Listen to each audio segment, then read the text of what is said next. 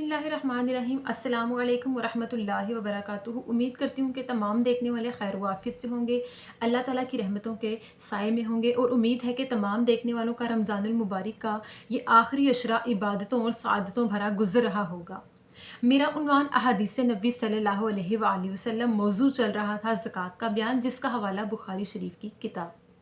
तो आज की हदीस है कि सहाबी अबू सईद खुदरी रिवायत करते हैं कि एक मरतबा रसूलुल्लाह सल्लल्लाहु अलैहि वसल्लम ने ज़कात के मुतालिक फ़रमाया कि जिस शख्स के पास 5 औकिया से कम सोना या चांदी मौजूद हो, उस शख्स पर ज़कात लाजिम नहीं आती। यानी इस हदीस मुबारक की वजाहत ये कि एक सहाबी यानी अबू सईद खुदरी ने आप सल्लल्लाहु अलैहि वसल्लम से सोने चांदी की ज़कात के मुतालिक सवाल किया, तो आप सल्लल्लाहु अलैहि वसल्लम ने उसके जवाब में फ़रमाया कि जिस शख्स के पास बहुत थोड़ी सी मिकदार में, यानी औकिया एक अरबी ज़ुबान का लफ्ज़ है जो कि मिकदार के हिसाब से नाप तोल करने के लिए इस्तेमाल होता है। तो इस लफ्ज़ को इस्तेमाल करते हुए आका अलैहिस्सलातु ने फ़रमाया कि जिस शख्स के पास 5 औकिया से कम सोना या चांदी मौजूद हो, उस पर ज़कात लाजिम नहीं आती। 5 औकिया की मिकदार एक पाव से कम जितनी होती है, यानी किसी के पास अगर सोना चांदी बहुत ही हल्का और कम मिकदार में मौजूद है, जो कि उसने ज़ेबतन किया हो या ज़ेबतन करने के अलावा उसकी ज़रूरत के अलावा उसके घर में मौजूद हो, तो उस पर ज़कात वाजिब नहीं आती।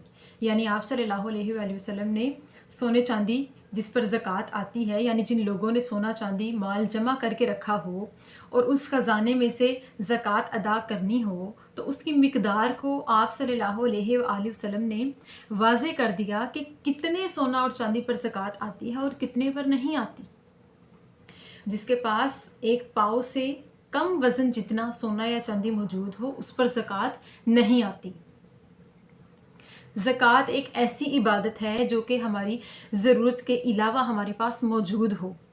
पैसा, सोना चांदी या किसी किस्म के कपड़े, हर किस्म के माल पर ज़कात आती है और हर एक ज़कात की मिकदार आप सल्लल्लाहु अलैहि वसल्लम ने अपने सहाबा किराम से बयान फरमाई।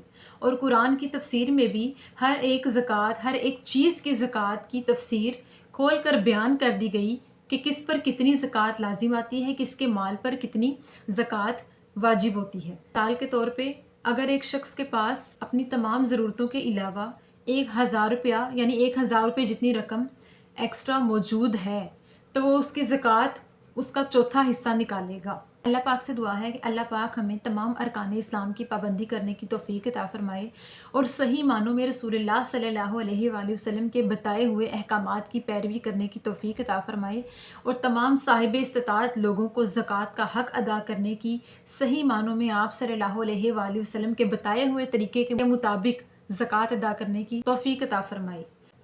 ज़कात के अलावा भी अगर कोई शख्स अल्लाह की राह में अपने माल में से खर्च करता है, तो अल्लाह करीम उसके माल को पाकीज़ा कर देते हैं। अगर अपने रिस्क में से कोई किसी गरीब को खाना खिलाता है, तो अल्लाह पाक उसके रिस्क को पाक कर देता है। अल्लाह पाक ने तमाम मुसलमानों के माल और रिस्क को पाक करने के लिए, उसमें बरकतें रखने के लिए ज़कात जैसे अरकान को लाजिम किया, ज़कात जैसी इबादत को लाजिम किया।